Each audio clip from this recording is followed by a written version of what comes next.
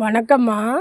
இன்றைக்கி நம்ம என்ன பார்க்க போகிறோம்னா, நம்ம வீட்டில் இருந்துமா நம்ம வீட்டில் வெள்ளை அடுக்கு சங்கில் நம்ம வீட்டிலே விதை கிடச்சிது. சரிங்களா? வெள்ளை அடுக்கு சங்கு நம்ம வீட்டில் வச்சுருந்து நம்ம வீட்டில் விதை கிடச்சி தைப்பட்டத்தில் போட்டோம்மா. 3 விதை தான் போட்டேன். எதில் போட்டேன்னா ஜாதி மல்லி செடியில் 3 விதை போட்டு அப்படியே தண்ணி ஊற்றிட்டே வந்திருந்தம்மா. வெள்ளை அடுக்கு சங்கு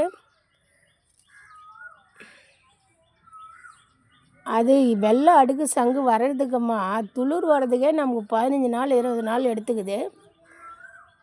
அதை கூட ஒரு சப்ஸ்கிரைபர் வந்து விதை கேட்டாங்க. அதுக்கப்புறம் அது எடுத்து வைக்கிறேன், ஆனால் அதுக்கப்புறம் அவங்க வரலம்மா. இது வெள்ளை அடுக்கு சங்கு எவ்வளோ பொடி இலைகள், புது இலைகள் வராங்க பாருங்கள். இதை வந்து சின்ன தொட்டியில் வச்சுருந்தோம்மா. சின்ன தொட்டியில் வச்சு பூத்துட்டாங்க. அதே மாதிரி இதை பாருங்கள், இது 2மே வெள்ளை அடுக்கு சங்கு தான். 3 விதை போட்டேன். தை மாதத்தில் 3 விதை போட்டு சின்ன பாத்திரத்தில் வச்சுட்டோம்மா. சின்ன பாத்திரத்தில் வச்சு 7 பூ 8 பூ நமக்கு ரெகுலராக கொடுத்துக்கிட்டே இருந்தாங்க. நான் லைவில் காட்டுவோம்மா. லைவில் இந்த வெள்ளை சங்கு வந்து அந்த குண்டுமல்லி ஓரம் இருப்பாங்க. அந்த குண்டுமல்லி இந்த வெள்ளை சங்கு போட்டுக்கின்னு மலருவாங்கம்மா. இது டெய்லியும் ஒரு 7 8 10 கூட கொடுக்கும். இது சின்ன செடியில் இவங்க ஒரு 2 3 கொடுப்பாங்க. ஆனால் ரெகுலராக கொடுத்துட்டு இருந்தாங்கம்மா. இது எதுக்கு சொல்ல வரேன்னா, நம்ம வீட்டிலே விதை எடுத்து நம்ம வீட்டிலே நம்ம சங்கு விதை வளர வச்சு திரும்ப அதை சின்ன பாட்டில் நட்டு நமக்கு நிறையா பூ கொடுத்து அதுக்கப்புறம் வந்து ஒரு 10 டேஸ் வந்து நமக்கு பூக்களே வரலை. அப்புறம் தான் யோசனை பண்ணி பார்த்தா 2மே சின்ன ஜாடியில் இருந்தாங்க. இவன் ரொம்ப சின்ன ஜாடியில் இருந்தால் இவன் ஒரு 5 லிட்டர் பெயிண்ட் வாளியில் இருக்கிற மாதிரி இருந்தாம்மா. அதனால் முந்தா நாள் தான் உட்காந்து நான் இந்த மண்ணை மாற்றந்து கூட ஒரு ஷார்ட் போட்டிருப்பேன். எல்லா மண்ணையும் கீழே கொட்டி மாட்டு எரு கொக்கோ ஃபிட்டு எல்லாம் தரையில் கொட்டி எல்லாத்தையும் சமமாக ஆக்கி, சரிங்களா, சமமாக ஆக்கி கீழே நிறைய கரும்பு சக்கை இருக்காங்கம்மா. இந்த தொட்டின் கீழே நிறைய கரும்பு சக்கை இருக்காங்க. 2 தொட்டிலையுமே கரும்பு சக்கை, தோட்ட மண், நம்ம ஒலாந்தையிலேருந்து உழுற செத்தைகள், கொக்கோ ஃபிட்டு, அப்புறம் நம்ம இது தோட்டம் நிறைய செத்தை நமக்கு கழிவுகள் அப்பப்போ நான் சாக்கில் அள்ளி வைப்பேன். நிறைய செத்தைகள் போட்டு தான் இந்த அளவுக்கு மண் கொண்டு வந்திருக்கேன்.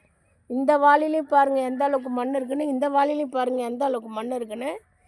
எல்லாத்தையும் மிக்ஸ் பண்ணி மண்ணை கொட்டி முந்தா நாள் பெரிய பாத்திரத்துக்கு பெரிய தொட்டிக்கு மாற்றிட்டோம்மா. இது வாளி, சரிங்களா?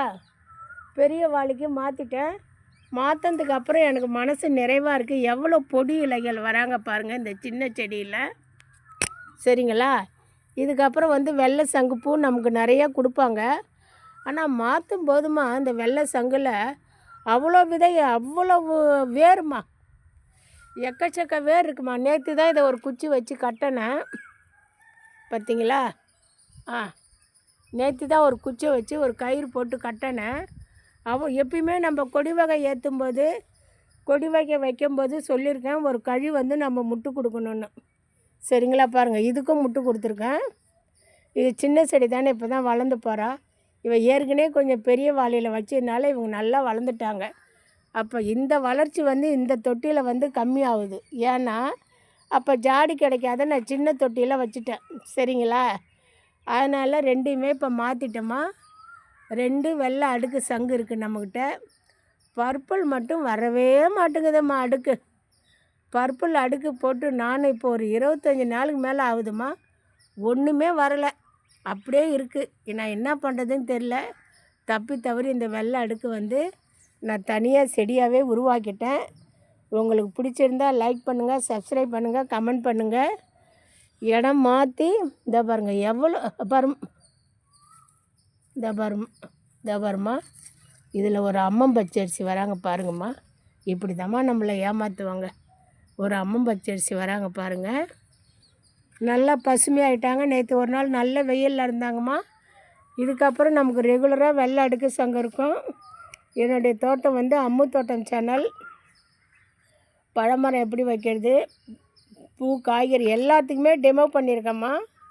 டெமோ பண்ணி போட்டிருக்கேன். உங்களுக்கு ஏதாவது வீட்டில் செடி வைக்கணும், செடி வாங்கிட்டு வந்து இந்த செடியை நான் வைக்க போகிறேன், எனக்கு கொஞ்சம் டீட்டெயில் சொல்லுங்கன்னு நீங்கள் கமெண்ட் பண்ணிங்கன்னா கூட நான் டீட்டெயில் சொல்லுவேன். என்னுடைய நம்பரை வந்து கமெண்ட் பாக்ஸில் கொடுக்குறேன் நான்.